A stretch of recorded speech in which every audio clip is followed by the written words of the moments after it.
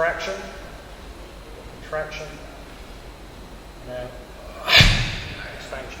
You're going to go in, out. 1, 2. 1, 2. The idea of that is that basically it's defense from behind. So it's as if, you know the saying eyes in the back of your head? Well, it's literally like your whole body is sensitive from behind. So for example, can you do that again? So rather than it's like, what's going on? It's as if, as soon as you, one more time, as soon as he gets, I'm already like, reacting.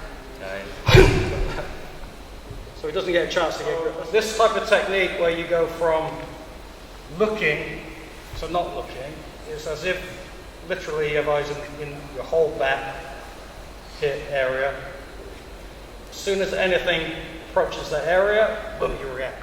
So this is like one of the concepts, if you like, in Okinawan karate, is I see someone coming from the front, you know, using my eyes. I'm in close to him, kakie. I don't need to look because I can feel where he is. Can't even see him, but you get a sense of something getting close and you react. The way to build the skill is, there's no mirror.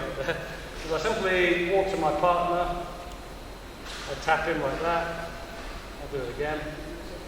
And then when he feels the tap, he's going to turn around. Again. So, right, and then when he feels me even close, he just starts turning around.